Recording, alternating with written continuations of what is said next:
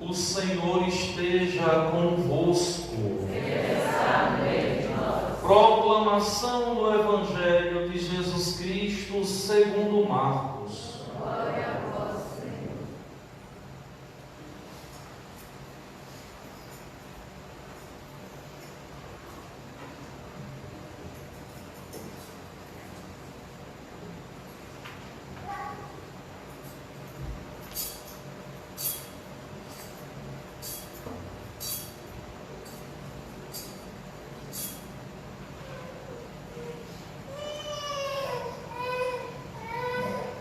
Depois que João Batista foi preso, Jesus foi para a Galiléia, pregando o Evangelho de Deus e dizendo: o tempo já se completou e o reino de Deus está próximo.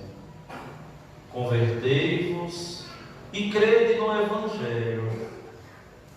E passando à beira do mar da Galiléia, Jesus viu Simão e André, seu irmão, que lançavam a rede ao mar, pois eram pescadores. Jesus lhes disse: segui-me, e eu farei de vós pescadores de homens. E eles, deixando imediatamente as redes, seguiram a Jesus. Caminhando mais um pouco, viu também Tiago e João, filhos de Zebedeu, estavam na barca consertando as redes, e logo os chamou. Eles deixaram seu pai Zebedeu na barca com os empregados e partiram, seguindo Jesus. Palavra da salvação. Glória a vós, Senhor.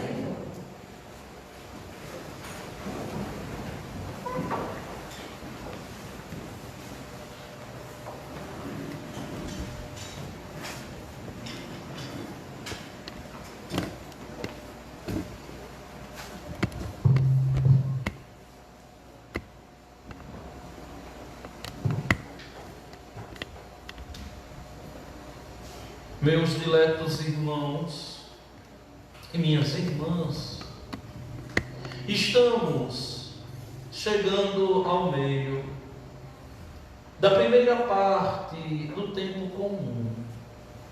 Como vocês sabem, o tempo comum na igreja é o único tempo que é dividido em dois.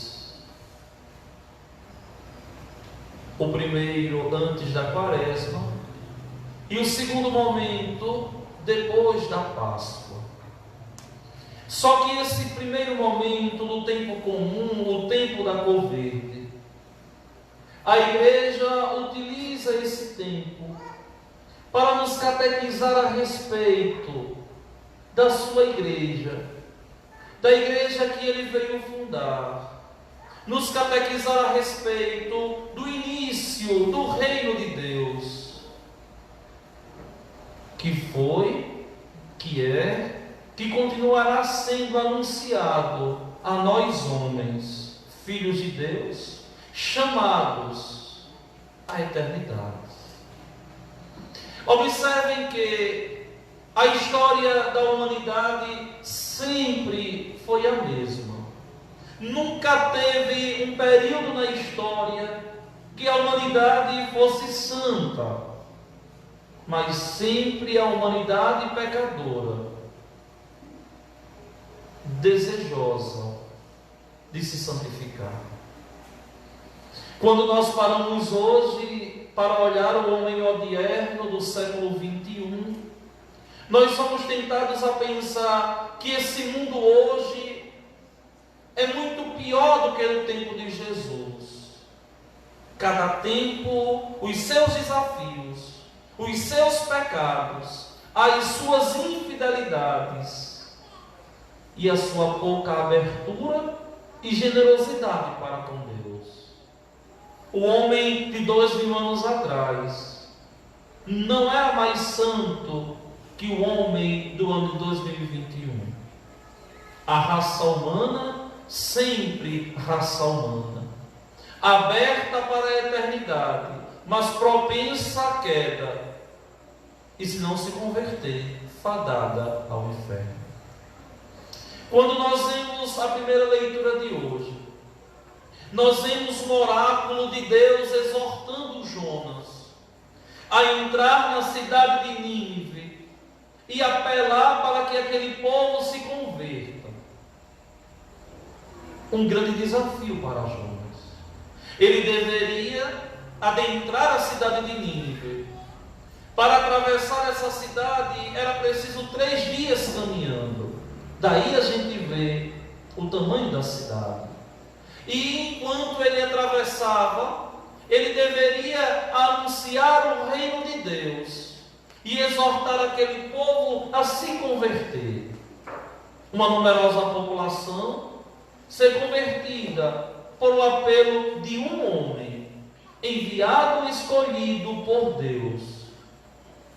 Jonas vai, caminha os 3 dias e Jonas anuncia: ainda 40 dias e Nínive será destruída. Aqui nós temos 2 referências. Primeiro, 3 dias, Jonas anuncia a conversão. 3 dias nosso Senhor passou na sepultura. Nos 3 dias de Jonas, ele estava ali a exortar a conversão. E os 3 dias que o Filho de Deus passou na sepultura, o silêncio de Deus exortava o homem também a se converterem e mudarem de vida. Vocês mataram o autor da vida. E depois, que no próprio texto de hoje, a liturgia nos coloca a referência do 40. Quaresma. 40 dias e Nínive será destruída. O que é que isso nos lembra? Nínive aqui é sinônimo de pecado. E os 40 dias da Quaresma, nós somos chamados a destruir em nós o pecado. Muitas vezes arraigado dentro de nós, tão nosso, que muitas pessoas não conseguem, não conseguiriam viver sem certos pecados. E muitas vezes as pessoas são exortadas a dizer assim: eu sou isso. Não é. O homem não é uma caricatura, uma carranca. Não é. O pecado, ele de verdade tira do homem as feições divinas. E quanto mais o homem pecador se torna, mais dessemelhante de Deus ele se torna. E quanto mais o homem de Deus se aproxima e cresce em santidade, mais semelhante ao Pai ele é. Sede perfeitos, como o vosso Pai Celeste é perfeito. E Jonas sai, anuncia o reino de Deus. E por incrível que pareça, por providência divina e por obra do Espírito Santo de Deus, os ninivitas acreditaram em Deus, aceitaram fazer jejum, se vestiram de sacos, desde o superior ao inferior. Ou seja, eles entenderam que aquela vida que eles estavam levando não era uma vida de quem foi feito por Deus para ser feliz com abertura de eternidade. Eles entenderam que estava uma vida muito chucra, uma vida muito vazia, uma vida artificial e que de verdade não preenchia. Se converteram, fizeram penitência, fizeram jejum, acreditaram em Deus. E olha o desfecho aqui. Vendo Deus as obras de conversão, e que os ninivitas se afastaram do mau caminho, compadeceu-se e suspendeu o mal que lhes tinha ameaçado fazer e não fez. Ou seja, Deus não castigou aquele povo porque aquele povo se converteu. Deus não os castigou porque eles escutaram os apelos de Deus. Isso aqui, meus irmãos, é um espelho. E o reflexo desse espelho é a minha vida, é a tua vida. Somos nós que devemos escutar no dia a dia das nossas vidas o apelo de Deus. E esse apelo é para que nós possamos todos os dias, de verdade, mudar de vida e permanecer no Senhor. Guarde esse pensamento, mudar de vida, que ele volta na prédica de hoje no Evangelho.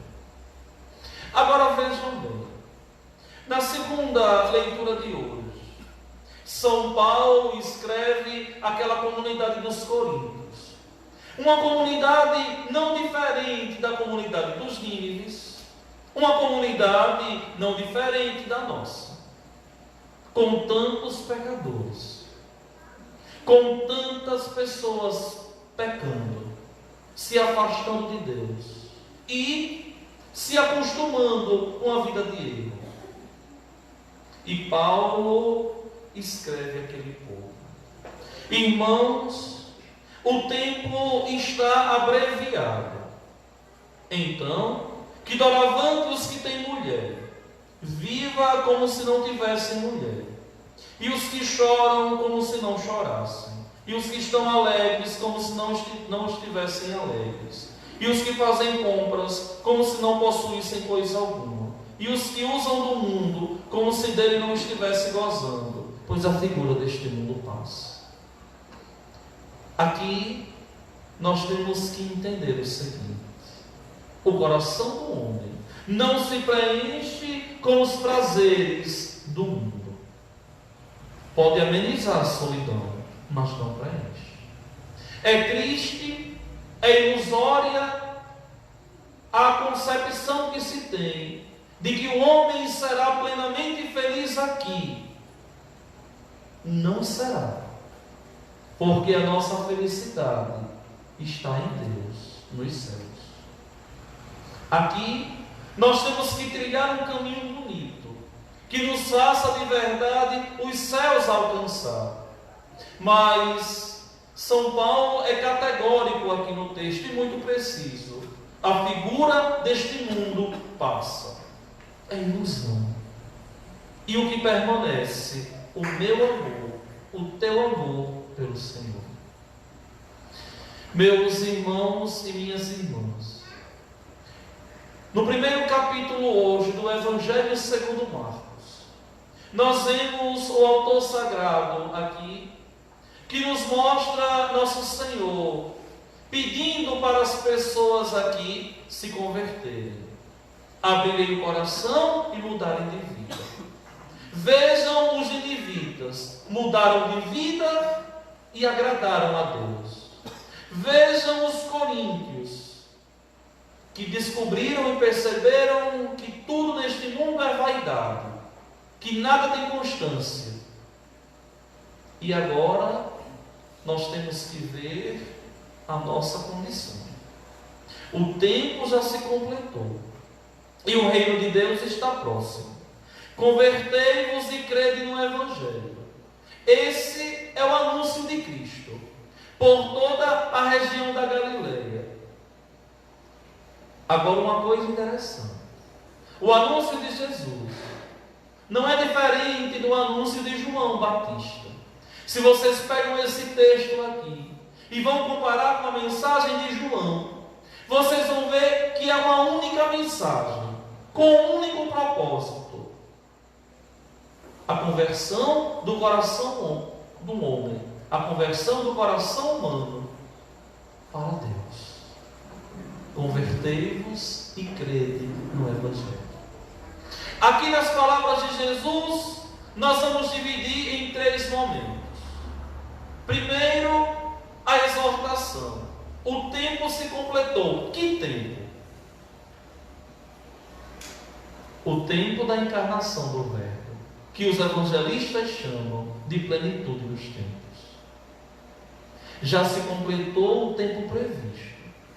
Aquela profecia do Messias se cumpriu. A virgem já engravidou, já deu à luz. Nós estamos vivendo uma vida terrena com a presença do divino.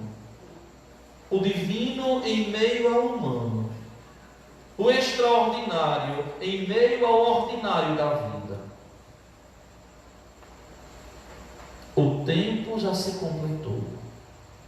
Se esse tempo se completou, convertei-vos e crede no Evangelho, que aqui seria o desenvolvimento da história, da mensagem de Nosso Senhor. Agora, o que é conversão? O que é se converter? Muitas pessoas pensam que se converter é, no primeiro momento, a mudança de atitudes. Não é. Quem quer mudar a atitude sem mudar a concepção não chega a lugar nenhum e vai começar a cair de novo. É preciso se converter, se convencer que aquilo que eu estou a fazer não é bom para mim, não é bom para a minha alma, não é bom para o meu ser. E a partir desse convencimento, eu devo de verdade lutar para mudar as atitudes. A conversão é uma mudança de atitudes depois do convencimento do homem. Por exemplo, vocês sabem, quem não sabe, fique sabendo, eu gosto muito de Coca-Cola. Todo mundo sabe disso. Mas todo mundo sabe que Coca-Cola é triste. É terrível para o corpo humano. E foi preciso eu me converter. Dizer assim, não, eu preciso me convencer que a Coca-Cola não é boa, para poder diminuir. Porque se só lutasse em não tomar, minha boca enchia de água só de ver. Foi preciso me convencer que aquilo ali estava me fazendo mal, que não era bom para mim, para eu começar a ir diminuindo. Não consegui parar não, né? Também nem quero parar 100%, né? Mas já diminui um bocadinho. Mas é preciso primeiro se convencer para depois mudar a atitude. Se eu quero mudar a atitude, mas eu não entendo, eu não me convenço, aquilo ali vai ser um martírio, eu não vou conseguir. E assim é o pecado na vida do homem. É preciso o homem entender, tomar consciência de que aquilo que ele faz, aquilo que ele é tentado a fazer, não faz bem para ele. Para a partir daí ele lutar contra aquilo. A conversão é uma mudança de mentalidade. Eu devo mudar o meu modo de pensar, para em seguida eu mudar o meu modo de agir. Se eu quiser mudar o meu modo de agir, sem mudar o meu modo de pensar, isso é hipocrisia. É farisaísmo, não vou chegar a lugar nenhum. Convertei-vos e crede no Evangelho. Eu devo mudar as minhas atitudes para aquilo que eu creio, para que aquilo que eu creio seja de verdade uma constância na minha vida. Eu não posso dizer que creio e faço tudo errado e sinto no meu pecado e digo que sou assim mesmo e que não mudo. Eu devo me convencer e tomar consciência de que primeiro eu devo amar a Deus. E a minha mudança de vida é consequência do amor que eu tenho pelo meu Senhor, que por mim que faz tudo por mim, que para mim é tão bom. se eu me convenço disso, o pecado vai perdendo o gosto. Se eu me convenço disso, o pecado vai de verdade perdendo a razão para mim. Porque eu não quero perder a amizade com Deus. Porque eu não quero de modo algum me distanciar do meu Deus, que é aquilo tudo que eu tenho para a minha vida, e que é de verdade o estrado dos meus pés, e que é de verdade o alicerce da minha vida e a base do meu viver. E por fim, na mensagem de Jesus, o Senhor diz: o reino de Deus está próximo. Aqui nós temos que entender que o reino de Deus não é um reino político, como pensava São Dimas. São Dimas é aquele bom ladrão que foi crucificado ao lado do nosso Senhor. Senhor, quando estiveres no paraíso, lembra-te de mim, do teu reinado. Não é a concepção de Tiago e João.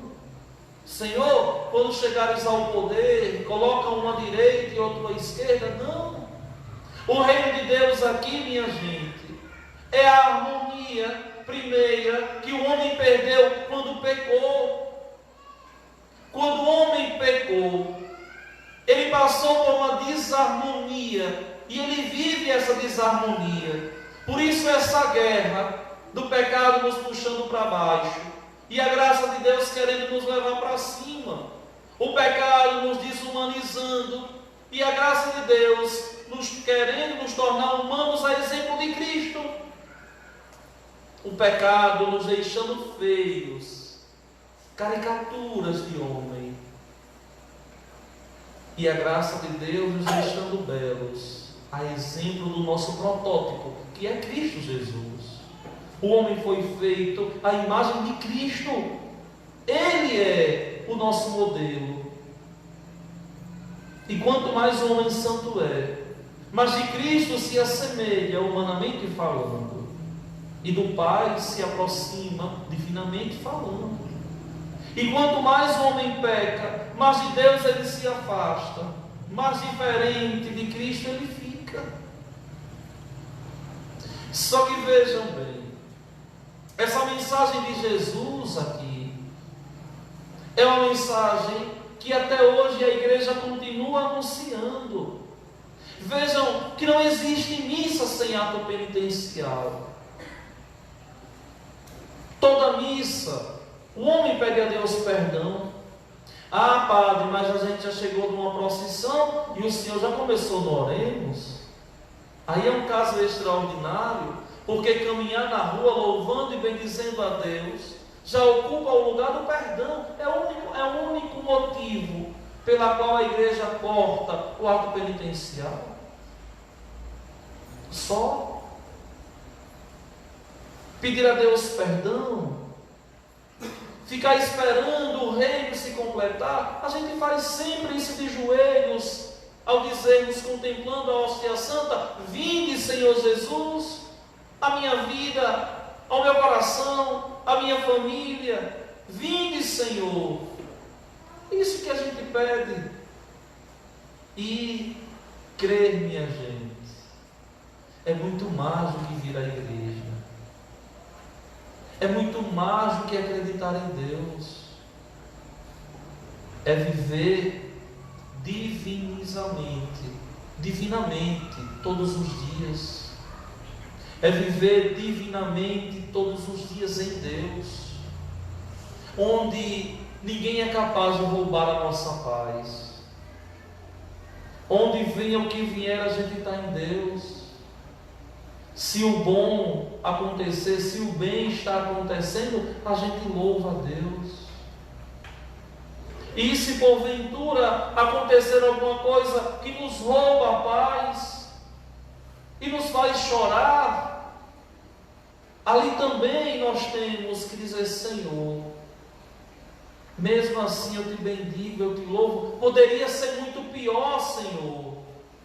Que bom que foi agora, que ainda tem um jeito de consertar, Que bom que foi agora que ainda tem um jeito de arrumar isso que ficou quebradiço. Porque, minha gente, olha, o mal na vida do cristão é semeadura do bem. Deus é tão bom que do mal tira o bem. Deus é tão bom que do mal tira o bem. O mal na vida do cristão nunca é para destruição, mas para o seu crescimento, para o seu amadurecimento, para o seu discernimento e fortalecimento, para que possa a partir dali tirar um ensinamento, que ele possa alcançar a salvação. Nunca para punir, sempre para converter. Sempre. Quem é próximo a mim sabe, né, que eu tenho muito medo de ser injustiçado. Mas eu sempre disse assim: se um dia eu errei, tenho que pagar. Sempre falei isso. Agora, que Deus não permita que eu seja injustiçado, porque aí eu não aguento. Se errou, de verdade, tem que se pagar. Se de verdade o homem precisa tomar consciência disso todos os dias da vida, e todos os dias da vida o homem precisa entender que tudo isso aqui passa, que tudo isso aqui vai passar, que o que vai perdurar é o nosso amor para com Deus. E para amar a Deus, nós amamos na bonança e também na mesquinhez, na grandiosidade e na pequenez. Amamos a Deus com saúde, mas também devemos amá-lo na doença, na felicidade e na tristeza. Por quê? Porque tudo passará, e o que ficará, o meu amor para com Deus, que ninguém nem nada pode roubar do meu coração.